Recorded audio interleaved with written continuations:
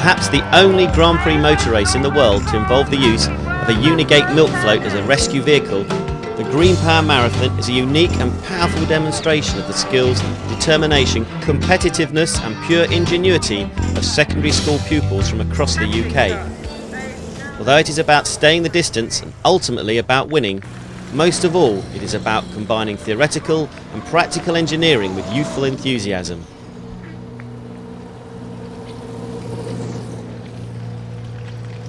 After a summer surviving qualifying heats and a dawn journey to the famous Goodwood Motor Circuit, the atmosphere during the build-up to the classic Le Mans type start is literally electric. The format is disarmingly simple. A team of 6 drivers and 6 backup pit crew aiming to complete as many laps as possible in the allotted 6 hours. You've got to have 6 drivers in, it's an hour each. If you do it in 2 lots, it takes the time of changing. So if you can keep going for an hour, do. If you're losing concentration, you're getting tired, don't. Have we got a sign to bring us in so we know when to come in? George will do that. Let's see how Tony goes. Each team has been provided with a 24-volt electric motor and 4 12-volt batteries, to which they, their school, parents and neighbouring commercial companies have added months of design and construction know-how to produce a lineup of miniature classics. Back in 1999, my father was working with Sussex Enterprise, looking for initiatives to actually encourage engineering and technology in schools to promote engineering as a career. Came up with the idea of getting schools to design, build and race these electric cars by giving them a basic kit. The schools liked it, Sussex Enterprise liked it, and the event has grown from there. The enthusiasm that's been generated in 2 years alone in Sussex is amazing to see, as you'll see wandering around today. And what we want to do next year is go nationwide. So we're looking at regional events down in the southwest up to the Midlands, and basically looking to encourage more and more people and more companies to get involved in the phenomenon that is Greenpower. Every school that was involved last year has come back this year more competitive, more involved, and that's both independent and state schools. There's absolutely, the competition is the same between them. There's no differences between the 2 sectors. It's getting them to mix as well. They're enjoying the fact that in the pits we've got independent next to state schools, and that's got to be good anyway. So we're having no problem in getting the message across once we get it into the schools. The schools love it.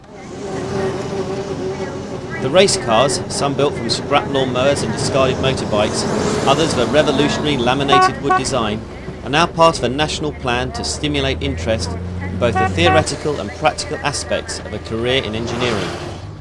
Backed by well-known industrial and commercial companies, Greenpower is helping to overcome Britain's chronic shortage of engineers at all levels.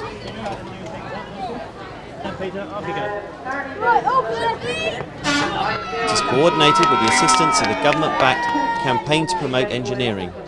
CPE, through its 53 industrial patrons, aims to be an umbrella organisation to bring together schools, industry particularly, and all the different educational authorities to promote engineering. Events like Greenpower today show that in some areas we've been extremely successful in bringing together different industrial patrons. For example, Lucas, BT are here today, the Royal Electrical and Mechanical Engineers are here today, and they're all involved in promoting engineering in schools. We're looking at picking some of the top performers because of the way the industry is going, but we need engineers in all avenues of BT, from the engineers out in the field to our senior design in the research and design laboratories. People see it as the oily rag syndrome. They think engineering is standing behind lathes, getting your fingernails dirty. They don't realise that everything they do in everyday life, there has been an involvement of engineering.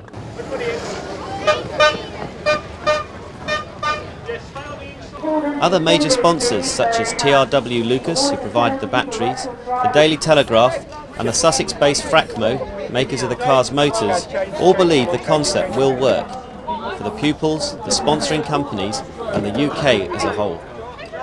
Today a lot of children quite wrongly still associate engineering as people in boiler suits working at grubby oily machines, and it's really not like that. So it's really to promote engineering with youngsters and to actually show that there's real fun in engineering and a real future in it. Engineering is not seen as a fashionable occupation for youngsters today.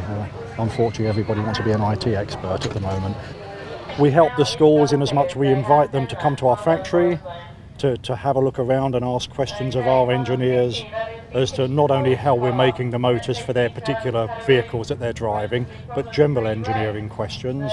We work very closely with Sussex Enterprise, and really in all aspects of engineering that we can help in, we want to be involved with. Three key things in it for us at Renewable Energy Systems. One is the environment angle. This is a green power event. We're involved with supplying green power from these wind turbines. Of course, if we can supply power from things like wind turbines to electric cars, then we have a zero emission vehicle, and we see that as a big thing in the future, so that's very important for us. Second thing is the engineering angle. You see the kids out there having a great time getting involved with the engineering of their cars. There's a lot of engineering involved in our profession, so we're keen to promote that in the UK and ensure that there are kids coming through in the future. And the third thing is it's just great fun. For us, it's great fun to be involved with such an event. There's so many kids having so much fun, and you go out there and have a look around. It's a wonderful day. Each meticulously designed, more or less, racing car was subject to full safety scrutineering, and track marshals, more accustomed to somewhat larger racing cars, came down firmly but fairly on dangerous, careless and unnecessarily aggressive drivers. I was going down on this straight here, and number 15, I think it's Arrow, something like that. They went past and they didn't honk their horn. I didn't know what way they were going. All of whom found themselves sentenced to frustrating periods in the sin bin as their rivals whizzed on. It just stopped, it slowed right down. As with any race, the event has its fair share of breakdowns, spills and the occasional crash, but the on-hand ambulance has to deal with nothing worse than a graze, whilst the milk float is kept busy all day, retrieving the breakdowns back to the paddock.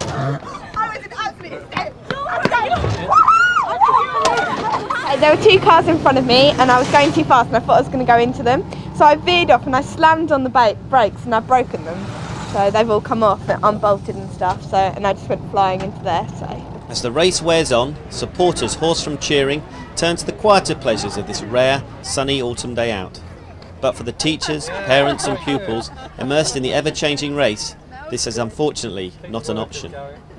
For all involved, especially those who have travelled far, the message is clear. It's promoted a terrific interest in technology as a subject.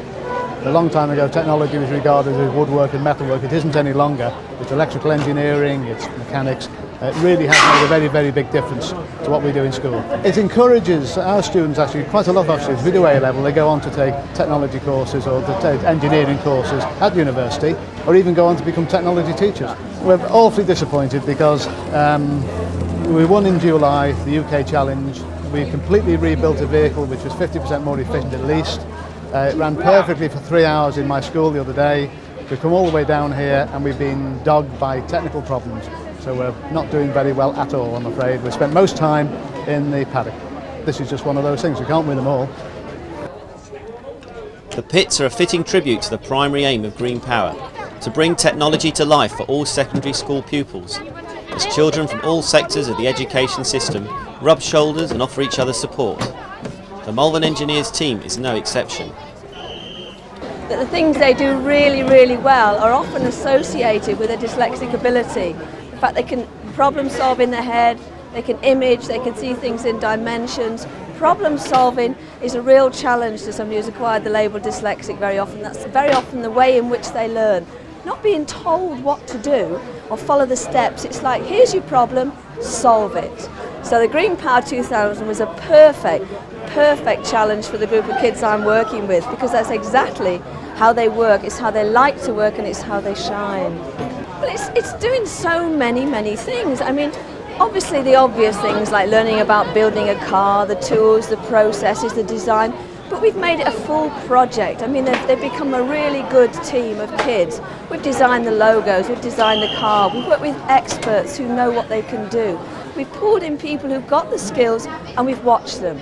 We've asked them questions, we've listened to them, we've learned on the job, and they inspire us. So we're working with enthusiasts. What could be better? Greenpower means to grow.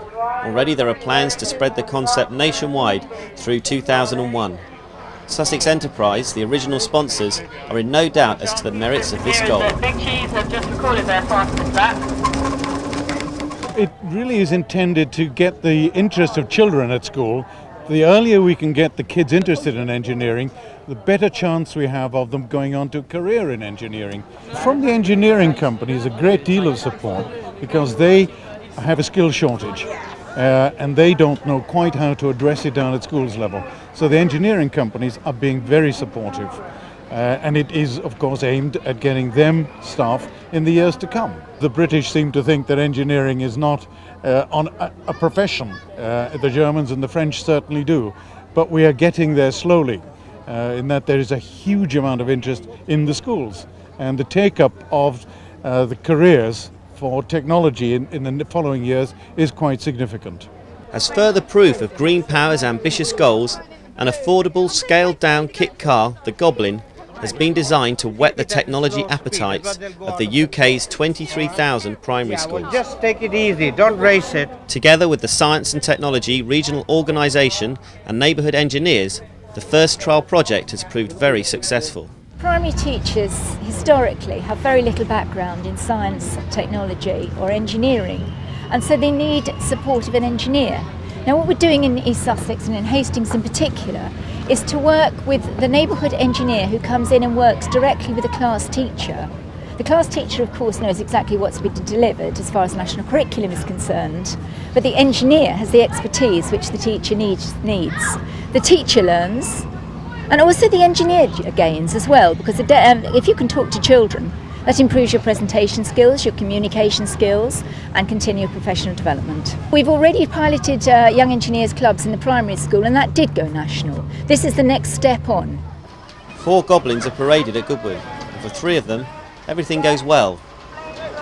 Oh, here we are, Emma's having a bit of problem with the mean green machine. Recognising the need for Emma, come on, you're going to bump there. Someone help her with her nose. But it's obviously early days. Good girl, well done.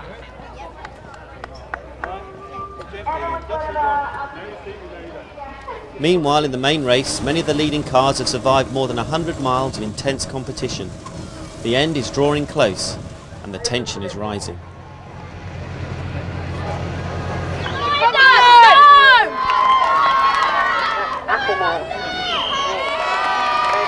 The eventual winner after 6 gruelling hours is car number 3, the St Bede's Eagle, a top 3 finisher in the inaugural event last year, which leads in a lap of honour which some finish and some don't.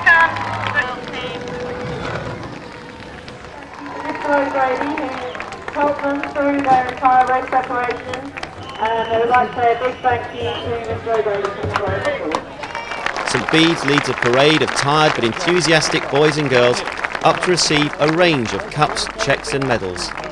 Each cheque and every trophy is waved from the balcony to cheering team members and proud parents below. In any race there will always be winners and losers, but the feeling of many at this, the grand culmination of so much hard work, effort and occasional tears, is that with children like this, we are all winners.